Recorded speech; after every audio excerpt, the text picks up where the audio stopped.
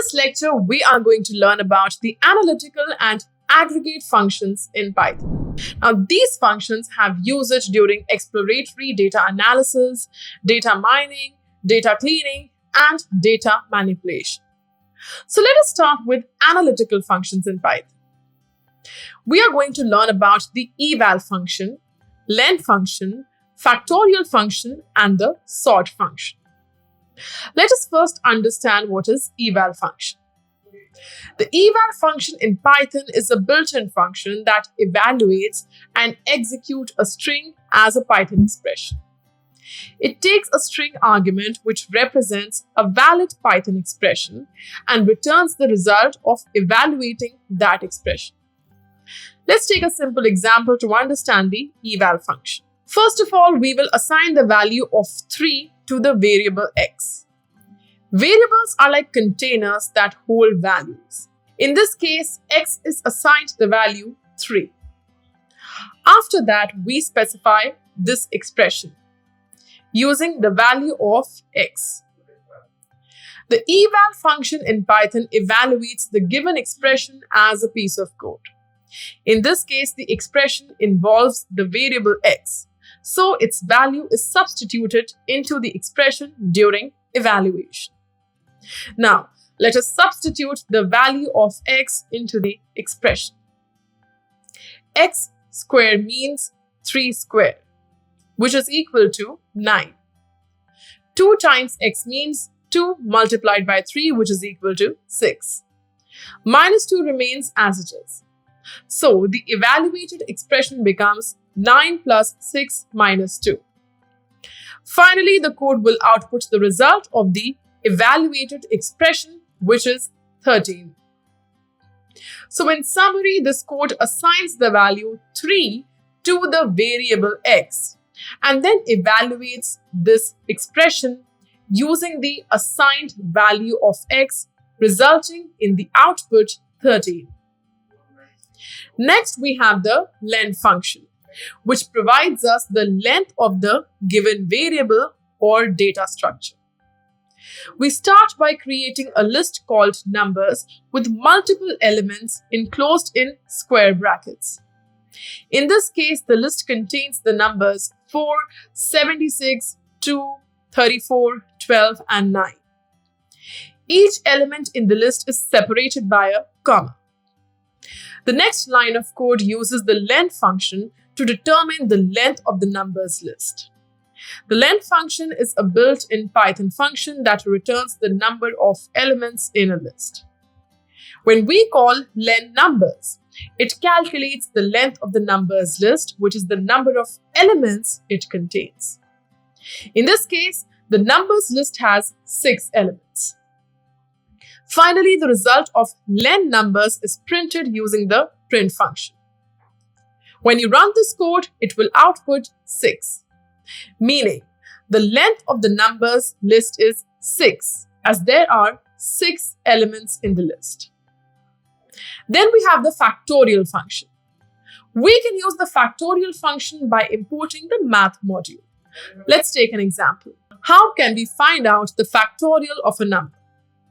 The code math.factorial 5 is used to calculate the factorial of the number 5.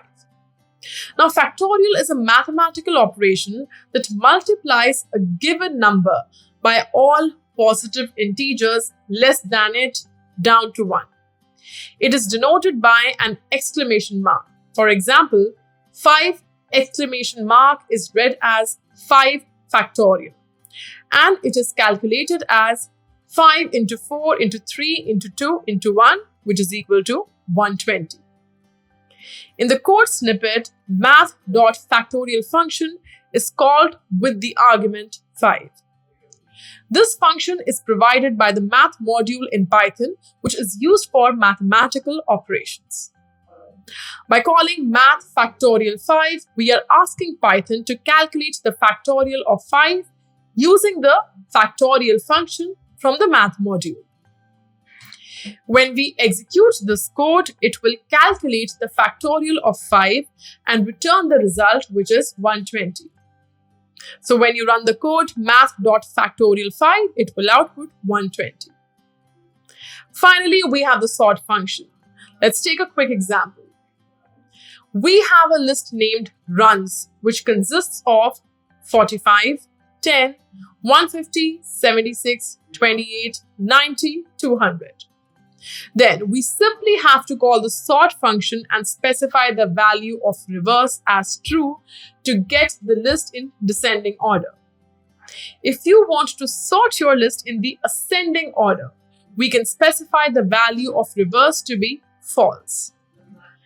When you execute this code, you can see that the list is now sorted in the descending order.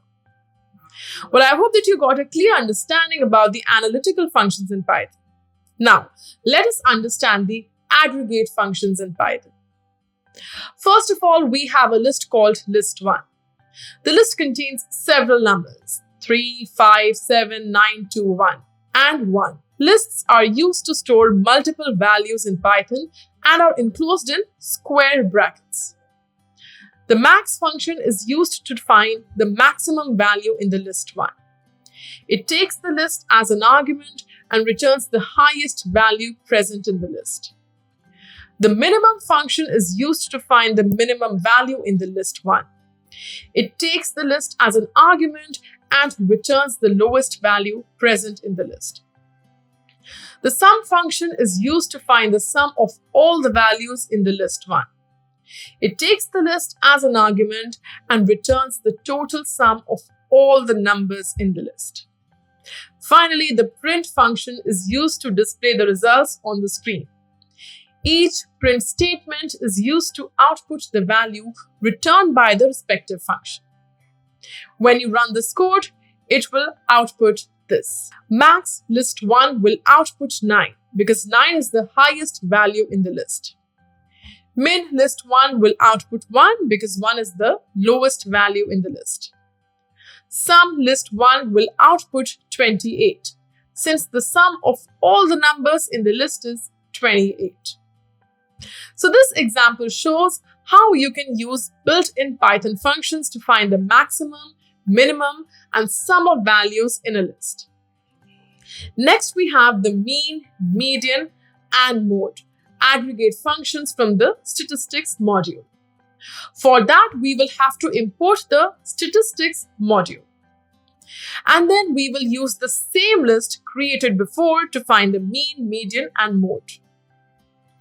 When we execute the list, we can see that the mean value of the given list is 4, while the median is 3 and mode is 1. And with this, we have come to the end of this lecture where we learned about analytical and aggregate functions in Python.